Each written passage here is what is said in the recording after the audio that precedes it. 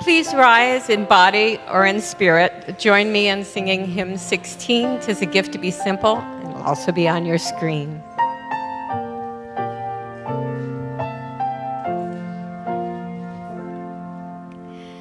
'Tis a gift to be simple, 'tis a gift to be free, 'tis a gift to come down where we ought to be. And when we find ourselves in the place just right, 'twill be in the valley of love and delight. When true simplicity is gained, to bow and to bend we shan't be ashamed. To turn will be our delight, till by turning, we come down right.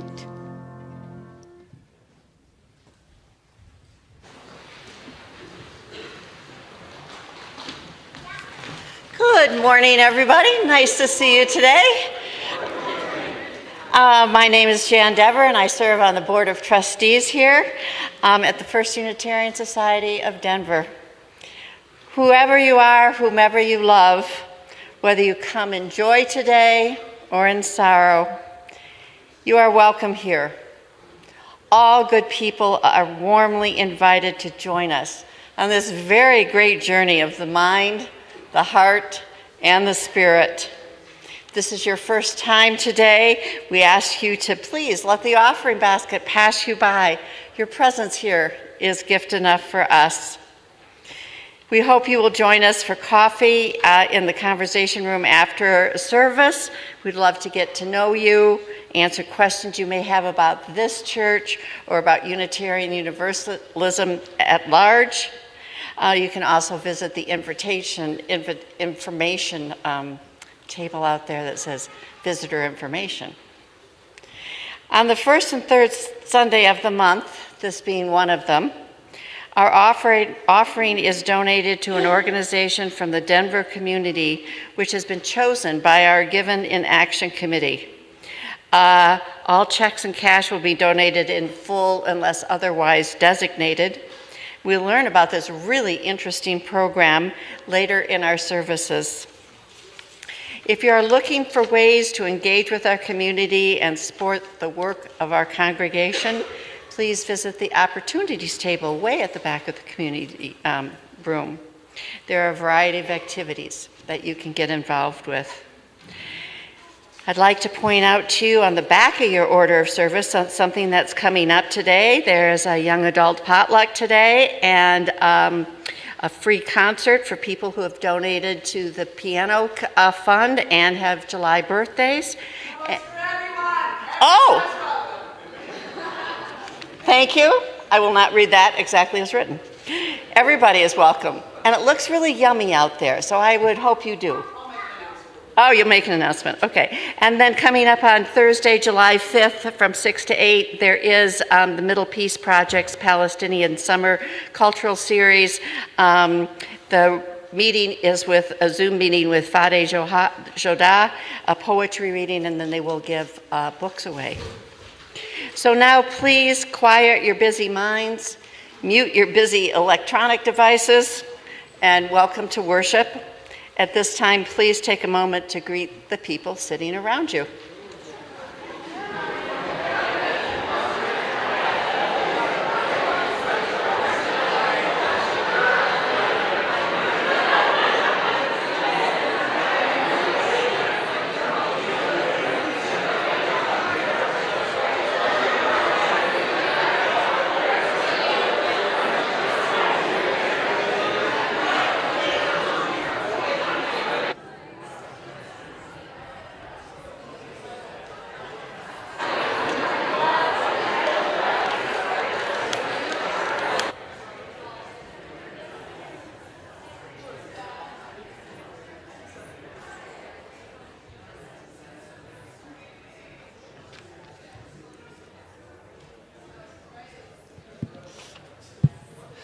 Whoever you are, wherever you are joining us from, you are so welcome here. Would you please join us in singing our song of welcome?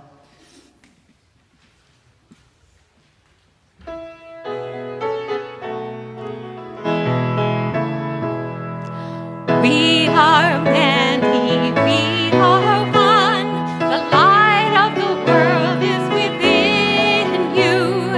Sacred and worthy is your soul. A place has been made for you.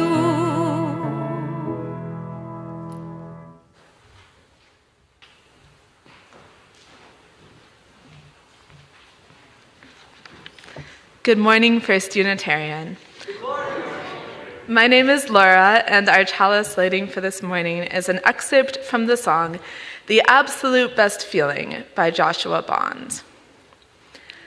You only get to realize that you're alive once, and it's the absolute best feeling you can feel. Well, everything is colorful, it's vivid now, it's wonderful, and all because I know it isn't real. You only realize that someday you will die once, and every day thereafter is a gift. Someday your bones turn back to oil. How soon our souls will turn to soil, it's a miracle that we get to exist. I'll learn the names of all the termites that eat my wooden teeth, and I'll shake the tiny hands of all the worms that squirm beneath. And when I look down past the bug bites at my decomposing feet, turning back into the earth from which I've grown, oh, she'll whisper to me, "Darling, welcome home." You only get to realize that you're alive once, and it's the absolute best feeling you can feel. Such silly thoughts keep us awake. The important things are not at stake. I don't lose sleep because I know I'm not real. And when I look back at this planet from the void between the stars in the arms of some celestial source of time, she'll show me everything was bound to turn out fine.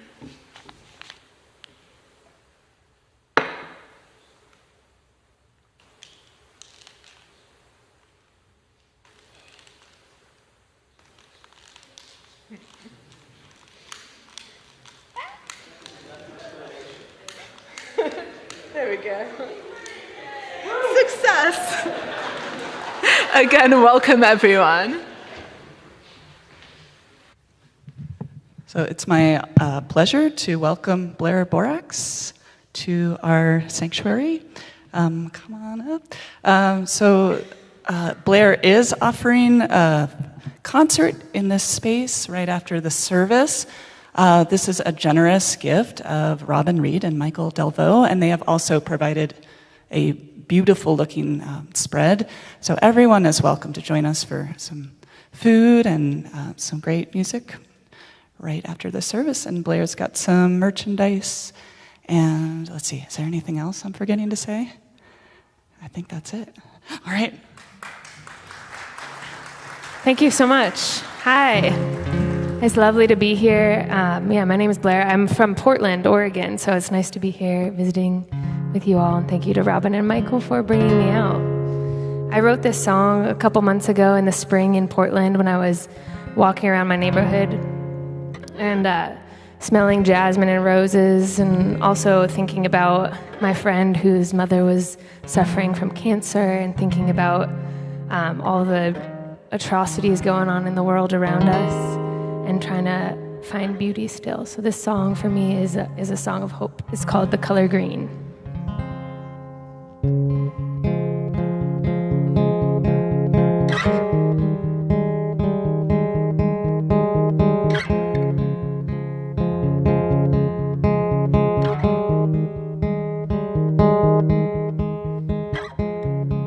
Mother is dying while I'm smelling jasmine as I walk around my street. Child starts crying why I can't imagine, and the rose still winks at me. Lovers caught lying, oh, the broken glasses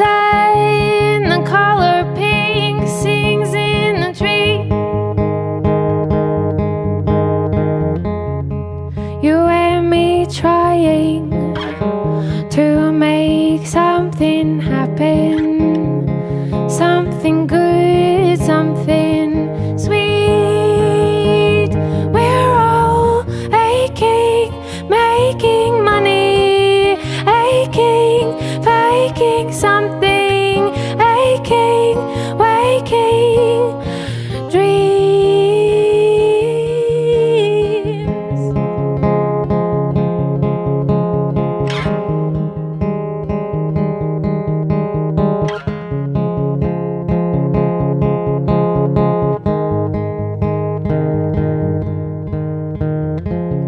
Another day vying to drown the dark with light, and another night to make believe. Time it goes flying, seatbelt buckles fasten. They tell you please stay in your seat. Laundry's drip drying. It takes a lot to fight, and at least we have the color green. You and me trying to make something happen, something good, something sweet. We're all aching, making money, aching, faking something, aching, waking dreams. Oh, oh,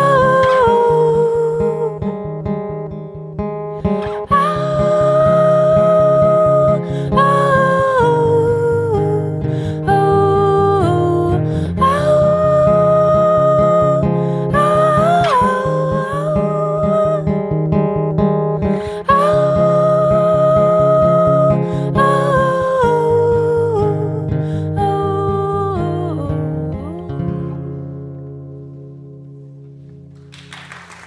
Thanks.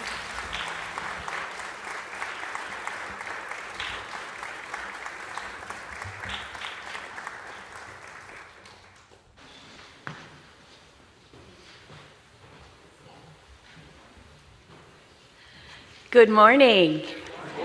My name is Beth Fisher, and I have the privilege of serving on the Giving in Action Committee, and the additional privilege of introducing Mallory Gustin with the Traveling Gnomes, who's going to tell you about her organization that we've selected as our nonprofit this week.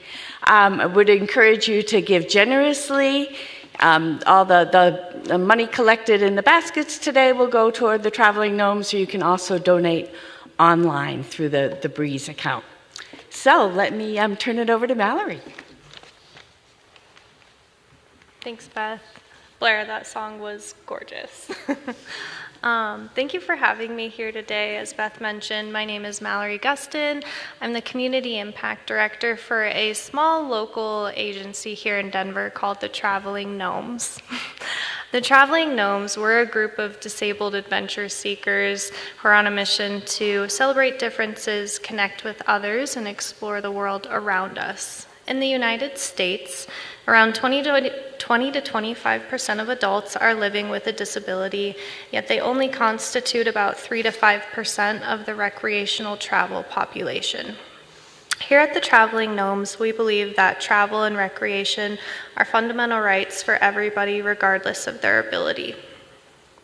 We plan and execute inclusive and accessible day trips around the state, as well as overnight opportunities around the world alongside and for our participants.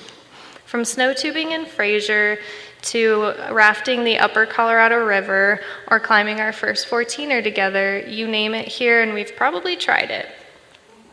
We wholeheartedly believe in creating a supportive and inclusive environment where everybody can authentically be themselves when they travel with us. We strive to empower our participants to step out of their comfort zones and experience the joy and freedom that travel can bring.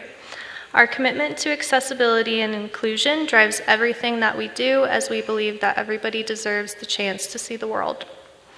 Your support today helps to directly fund our scholarship program. Our scholarship program provides funds for our low-income families that are experiencing barriers to access our travel opportunities. So without the generosity of our community, and specifically First Unitarian Society of Denver, we wouldn't be able to serve nearly as many participants as we are able to today. So with that, I say thank you. You are truly making a difference. I'll be hanging around after service just outside. I have a couple of brochures, some cards, or if you have any questions, feel free to come stop by. Thank you.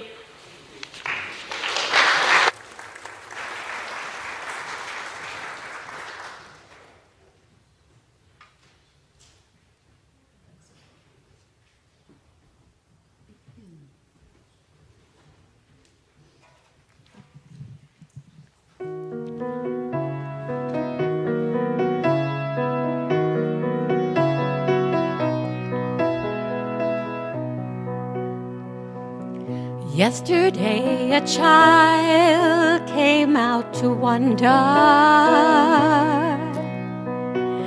caught a dragonfly inside a jar. Fearful when the sky was full of thunder, and tearful at the falling of a star. And the seasons, they go round and round, and the painted ponies go up and down. We're left on a carousel of stars. We can't return, we can only look behind from where we came, and go round and round and round in the circle game. Then the child moved 10 times round the seasons, skated over 10 clear frozen streams. Words like when you're older, masterpiece, him, and promises of someday make his dreams. And the seasons, they go round and round, and the painted ponies go up and down. We're captive on a carousel of time. We can't return, we can only look behind from where we came, and go round and round and round in the circle game. 16 springs and 16 summers gone now. Cartwheels turn to cartwheels round the town, and they tell him, take your time, it won't be long now till you drag your feet to slow that circle down. And the seasons, they go round and round, and the painted ponies go up and down. We're captive on a carousel of time.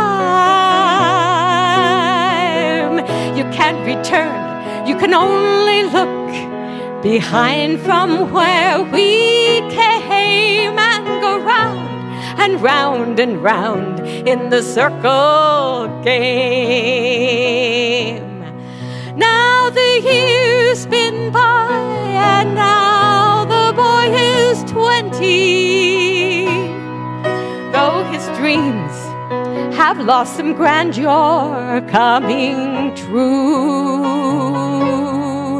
there'll be new dreams maybe better dreams and plenty before the last revolving year is through. And the seasons, they go round and round, and the painted ponies go up and down. We're captive on a carousel of time. We can't return, we can only look behind from where we came, and go round and round and round in the circle game, and go round and round and round in the circle game.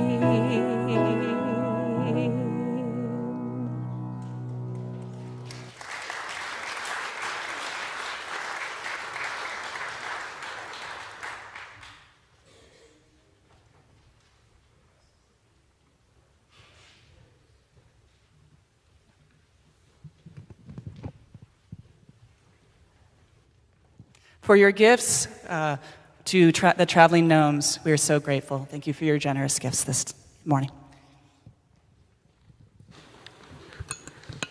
There we go. Good morning, First Unitarian. And thank you so very much to everybody providing the beautiful music to us this morning. It's already been wonderful.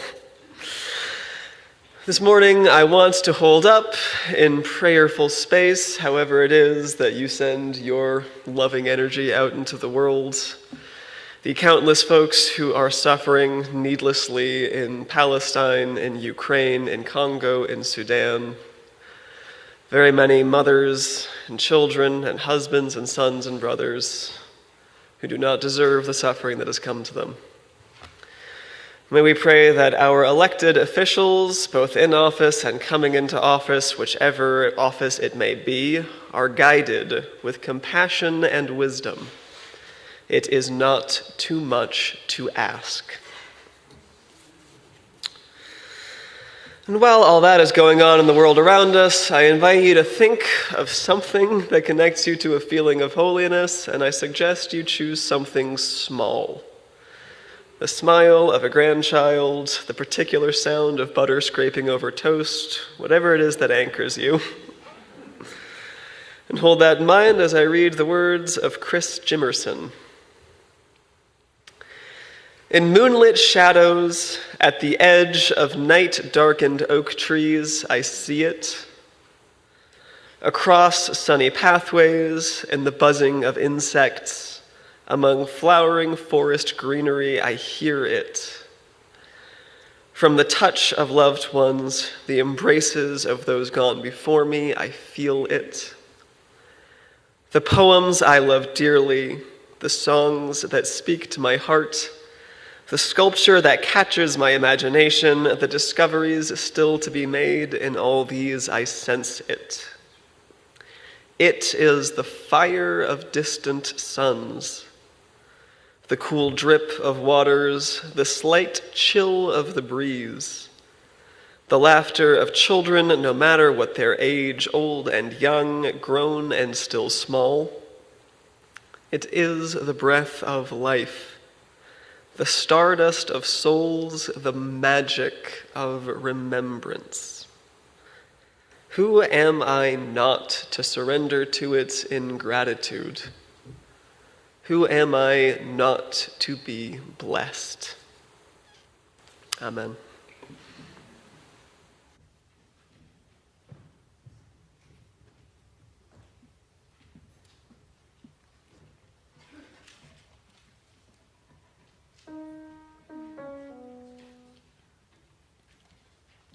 This is a very pretty song, and I would love it if you join us on the chorus. That's very easy to learn.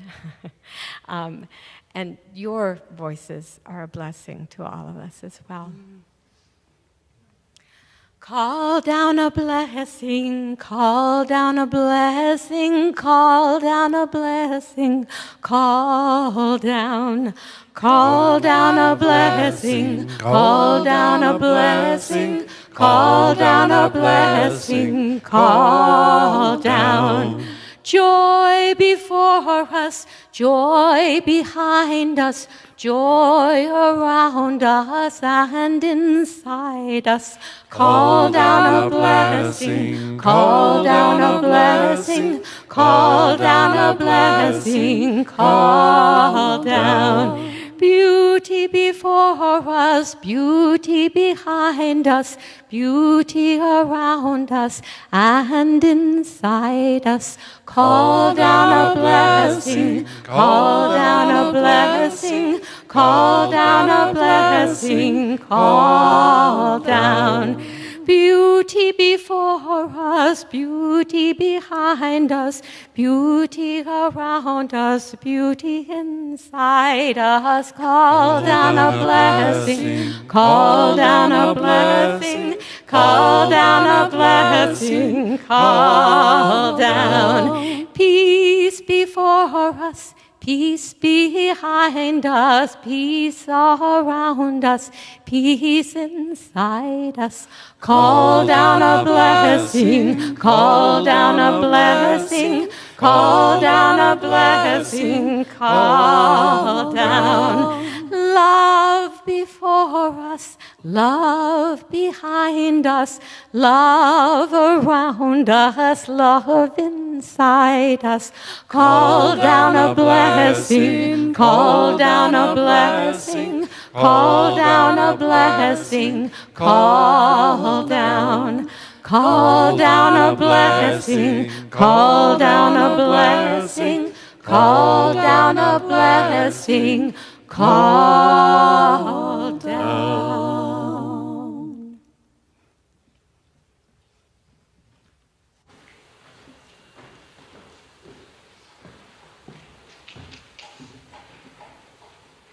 I love you, First Unitarian. Thank you. My niece, Arabella Rose Kimpton, was born this past July 3rd. She is now 18 days old, healthy and pink, and eating very well. Oh, thank you. I didn't do anything, but thank you. My brother and his wife already have a 2-year-old son, so I went to stay at their house for a few days to look after the toddler while the new baby was born in the hospital. The night before, Arabella was scheduled to be born by routine C-section, which went fine, no complications. My brother showed me the ropes of the toddler's current bedtime routine, and then the two of us sat down to enjoy some quiet in his living room. Quiet is a rare commodity in his home, and it was about to become even rarer. So after sitting in companionable quiet for a little while, my brother asked me if I still wanted to do that ritual I had mentioned to him earlier in the day. Obviously, I did. And when I asked my brother if he wanted to join me, he said yes. So out into my brother's backyard we went to a pretty little spot under a mulberry tree with a candle, a knife, a can of beer, 1 strawberry, and one of my grandfather's signature homemade oatmeal raisin cookies. We squatted down in the dark and lit the candle, and I dug a small hole. The God that I called on that night is the same one that I usually pray to for myself when I don't want to call in any huge favors. His name is Ing, spelled I-N-G, and he's sort of a synonym to another more famous Norse god called Freyr. Ing is of Anglo-Saxon origin, and broadly speaking, he's a fertility god. He deals in bountiful fields and abundant food, health and wealth, and notably, he is associated with protecting women, especially in childbirth. So I call him the god of full stomachs and fat babies.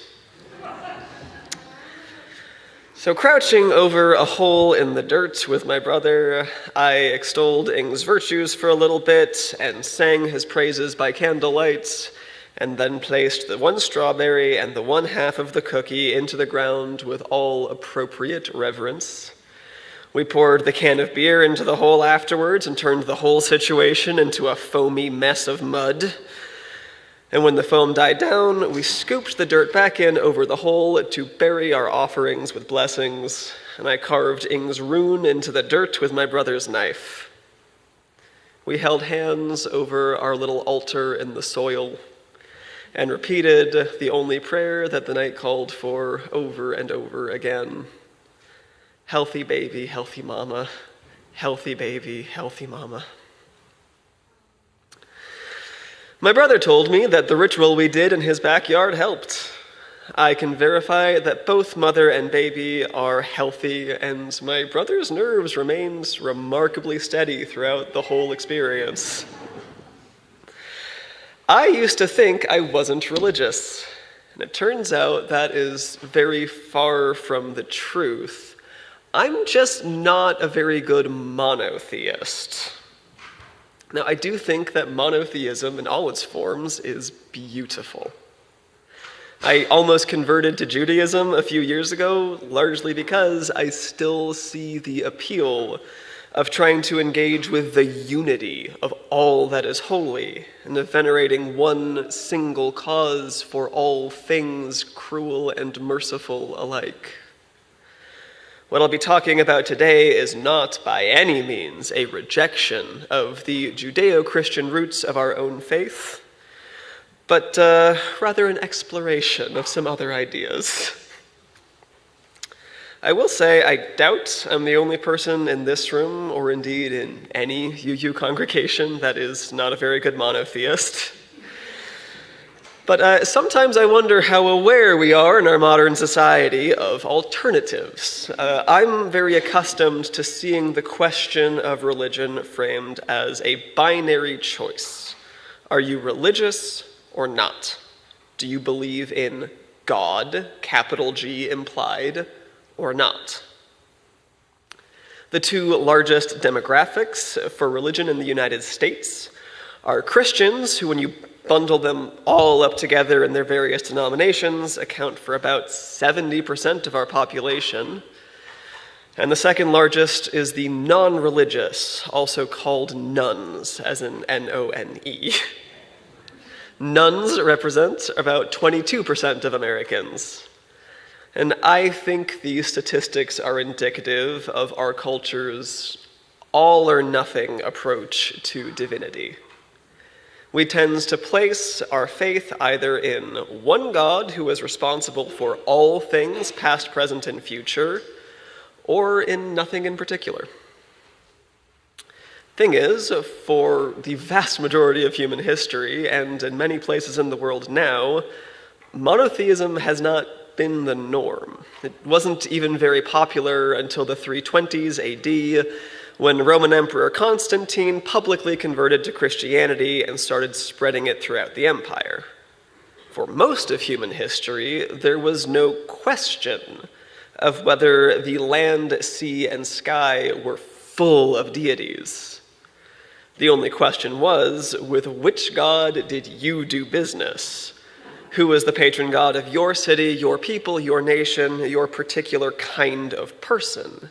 To whom were your burnt offerings directed, and whose problem would you become when you died?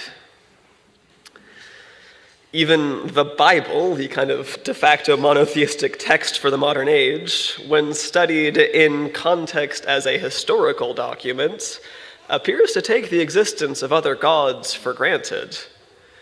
In the Exodus story, God explains to Moses that he plans to create a record of his greatness by triumphing over the gods of Egypt, which would be a strange goal if the gods of Egypt were not real.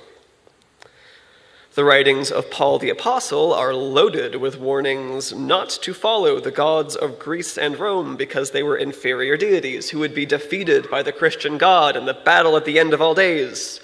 And that battle would have looked very peculiar if, again, the Greek and Roman gods were not real. The writers of the Bible were not interested in trying to persuade anyone that God is real. Atheism was not a popular position to hold in those days, so nobody bothered arguing against it. The biblical authors were much more interested in making grandiose claims about how their God was far superior to their neighbors' gods, who were also real and who their God could totally beat in a fight. The ancient world, and again, much of the modern one, is populated by both godly and non-godly beings who can intervene on one's behalf in areas where ordinary people have no power. The ancient Romans, for example, believed that every single place had its own guardian spirit called the genius loci, and anything a Roman wanted to do on a particular piece of land depended on the approval of the genius loci to succeed. If you wanted fair weather or flourishing crops or victory in battle, the thing to do was find out who presided over that place and do what you had to do to curry favor with them. Moreover, every single person also had their own genius, their own guardian spirits, like a guardian angel. And sometimes the emperor would claim that his genius was a powerful and well-known god, like Apollo or Nike, but most people's genius didn't even have a name. It was just a minor force that you could rely on to have your best interest in mind as you navigated a world full of overlapping agendas, both mundane and supernatural. Chinese folk religion, which is alive and well anywhere Chinese community is found, is also heavily populated with spirits and deities that are tasked exclusively with the protection of one person, place, or thing. A Tudegong, the name of which literally translates to Lord of the Land, is the god of one specific locality and all of the settlements found on top of it. And a Tudegong should not be confused with a Chenghuangshen, which is the god of the city, and it should also not be confused with a landlord deity who presides over one specific building. And none of those entities overlap with venerated ancestors, who are human beings that have died, but can still be called upon for wisdom or luck or companionship by their descendants. And none of those entities overlap with any of the dragons or unicorns or snakes with human heads or talking fish or demons that also inhabit mythological China. If you need to seek out a supernatural favor in China, the list of entities you might go to is very long. In the many religions hailing out of West Africa, including Yoruba and Haitian Voodoo and Santeria, Orishas are divine spirits that help mortal people to live righteously. Each Orisha is associated with particular forces of nature, like rivers or storms or death, but they also have their own personalities and their own way of solving problems. So invoking Eshu the trickster will usually result in a very different outcome from invoking Ayelala, the one who punishes crime.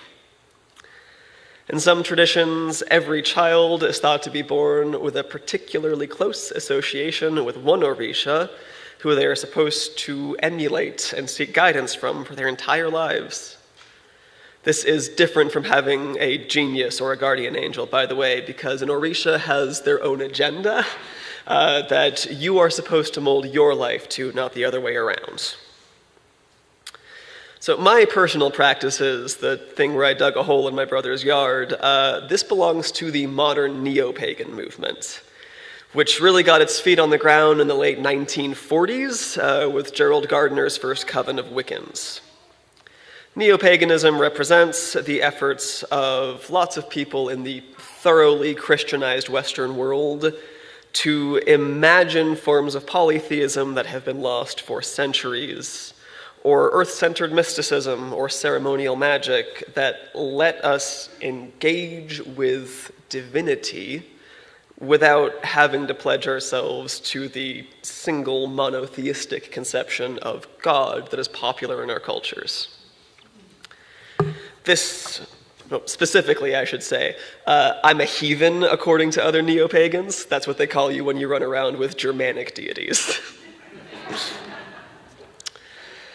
So, when there is only one God, capital G, who is responsible for everything, it can be a little bit like only having one number in your phone, only one contact to dial, no matter whether you want to talk to your best friend or call an ambulance. And for a lot of people, that one phone number works just fine. It gets them everywhere they need to be, and they don't need any more. And for a lot of other folks, and I'm one of them, we really prefer a more diversified contact list.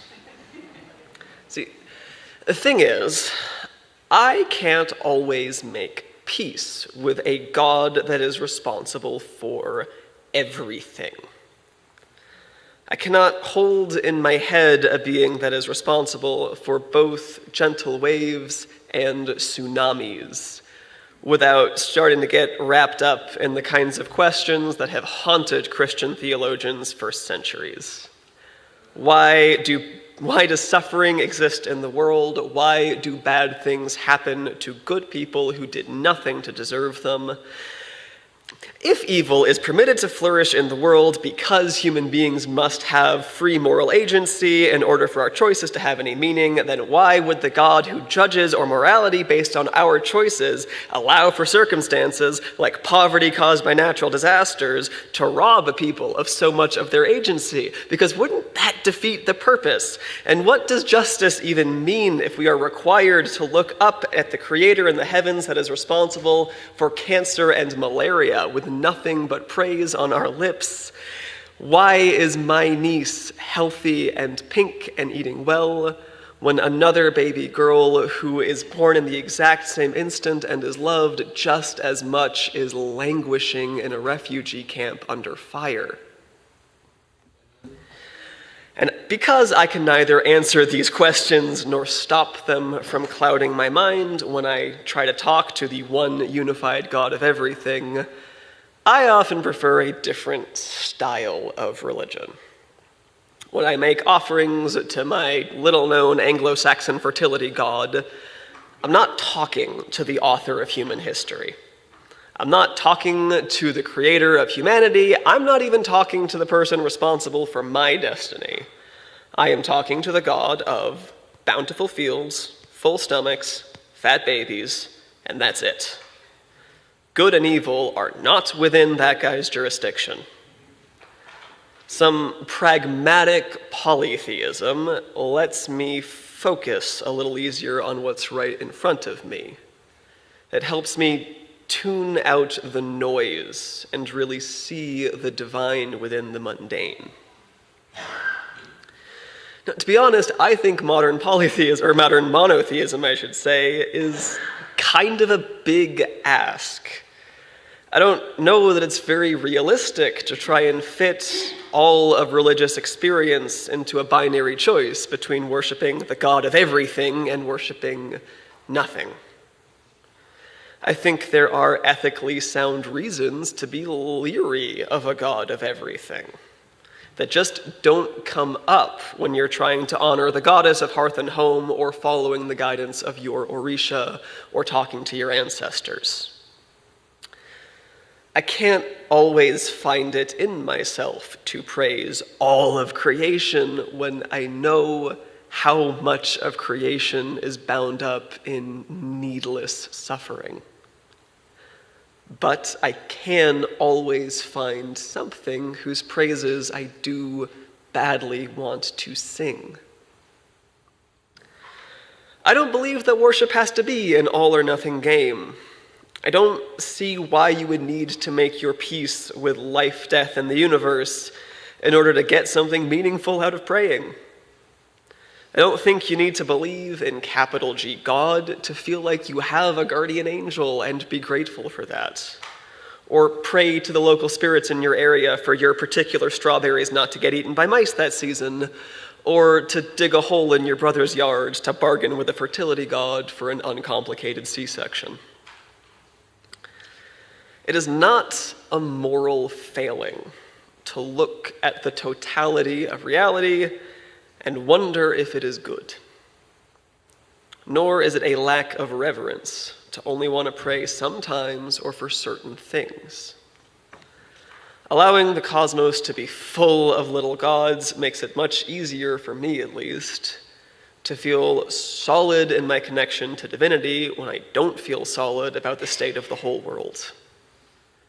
I know that I am connected to the God of good harvest by the food on my plate, and I know how to honor that God by treating the soil as a place of worship. And I don't need to feel rock solid in every part of my spiritual life for that to work. There is no wrong way to express reverence. And we, as Unitarian Universalists, are committed to a free and responsible search for truth and meaning. There are infinite places that search might take us, all of them holy.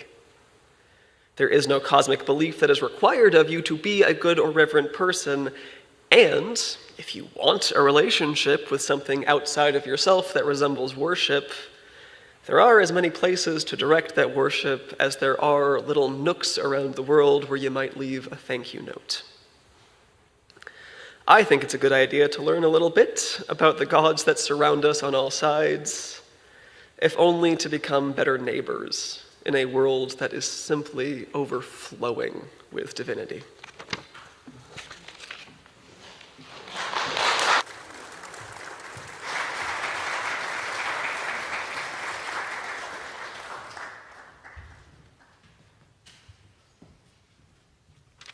Thank you so much, Nathaniel. That was just so great. Please rise in body or in spirit and join me singing Blue Boat Home. It's in your teal hymnal if you'd like to take a look at that, hymn 1064. Also, remain standing for the closing affirmation when we finish.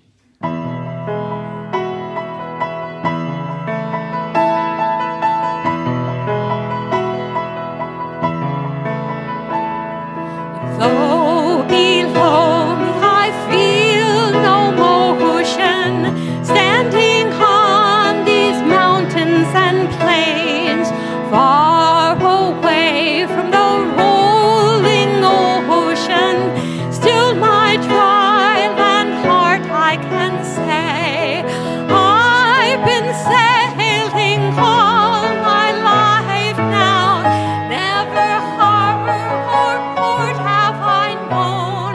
The wide universe is the ocean I travel, and the earth is my blue boat home.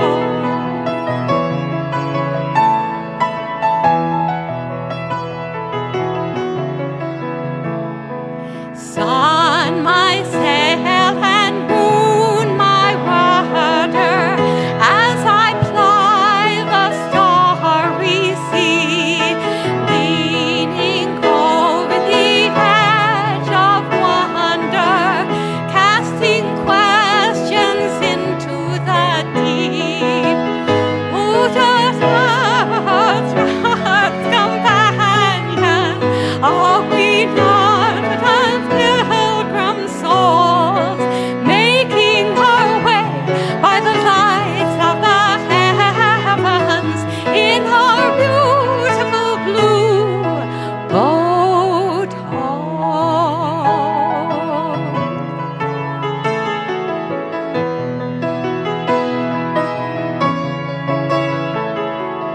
I give thanks to the waves upholding me, hail the great winds urging me on, great the infinite sea before me, sing the sky my sailor's song.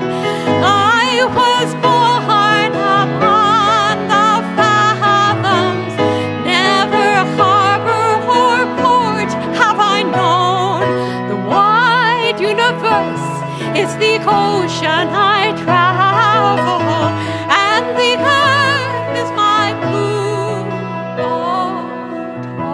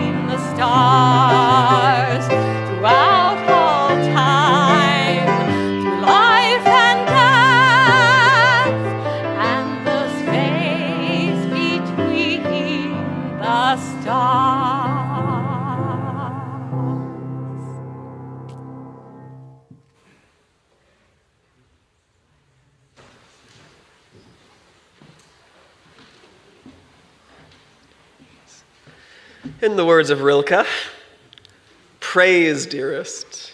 Let us lose ourselves in praising. Nothing belongs to us. Our service has concluded. May you go in peace.